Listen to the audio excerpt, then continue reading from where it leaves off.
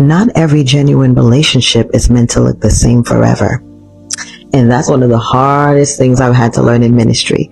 You know, there was a season in my life when a friend of mine, she prayed with me every day for about 4 years straight, consistently. Sometimes we prayed once a day, other times 2, 3, 4 times a day. Through those moments, we developed a genuine friendship. I mean, we strengthened one another. We encouraged one another. And we basically walked through life together. Then, little by little, things changed. The phone calls became less frequent. The conversations became much shorter. And eventually, we only spoke about every now and then. And to be honest with you, I didn't understand it. I'm just being completely honest. I did not understand it. I found myself asking, did I do something wrong? I mean, did I miss something? Why has this relationship changed? I mean, I was really questioning it. And as I prayed and I reflected, I realized something that brought me peace of mind. Not every genuine relationship is meant to remain the same forever. Sit in that for a moment. Some relationships are for a season. Some are for a specific assignment, and some people walk with you during a chapter of your life that only they were uniquely equipped to help you through. You see what I'm trying to say? So that doesn't automatically mean the relationship wasn't genuine. Sometimes it simply means the season has changed. Let me tell you something. We're still friends today. Yes, we are. We still love each other. We still respect each other. We just don't talk the way we once did. And I've learned to be grateful for what that relationship was instead of just grieving over it, you know? And I believe many leaders struggle with this because we sometimes assume that if a relationship changes, that means that person was fake or they weren't real, but that's not always true. Sometimes people are genuinely sent by God for a particular season. And the wisdom is learning to appreciate the season without trying to force it to last forever. So that raises a very important question. How do we recognize genuine connections in ministry? How do we recognize that? All right. Here are 7 patterns I've learned to pay attention to over the years. Number 1, ready to take notes? Genuine people value you, not just your assignment, right? So there are people who love your ministry, they love your platform, they love your title, or what you can do for them. But genuine people value the person behind the ministry. So you have to ask yourself, if I were no longer leading, would this relationship still exist?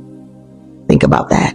Number 2, genuine people are consistent. They are, because anyone can be present during the exciting seasons. I mean, everything is going right. We just here. But genuine people don't just show up when everything is going well. They remain steady through ordinary seasons and through difficult seasons. All right. So I've learned to trust consistency more than intensity. Sounds good? All right. Number 3, genuine people care about your well-being. Hello. They don't just ask, hey, how's the ministry? No, they ask, how are you? When's the last time somebody asked you that? How are you? So they understand that before you're a pastor, before you are a prophet, before you are an evangelist, before you are a leader, period, you are a what? You're a person.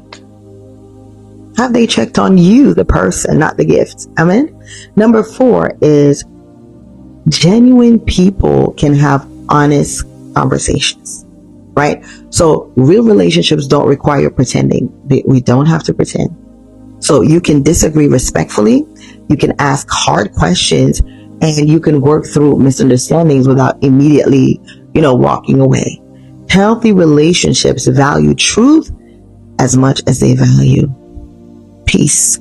Somebody say peace. We need peace. Number 5, you ready? Genuine people, they don't need the spotlight. No, ma'am. No, sir. Genuine people do not need the spotlight. Their commitment isn't based on recognition. It's not. So whether they're seen or unseen, whether they're applauded or not, or unnoticed, they're faithful because their service is unto God, not for what? Attention.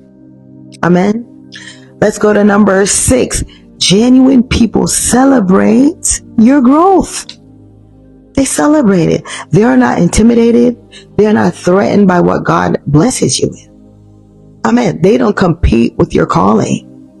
So that's a good sign to look for. They're going to rejoice because they understand, your success. And they've been there through the losses too. Amen. Also, let's see. We're at number 7. Genuine people point you to Christ. Period. I think I need to say that again. Genuine people are going to point you to Christ. And this may be the greatest sign of them all.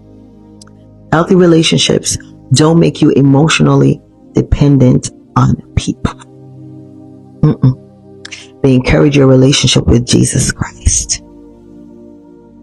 And I teach my team that, and my people, that all the time.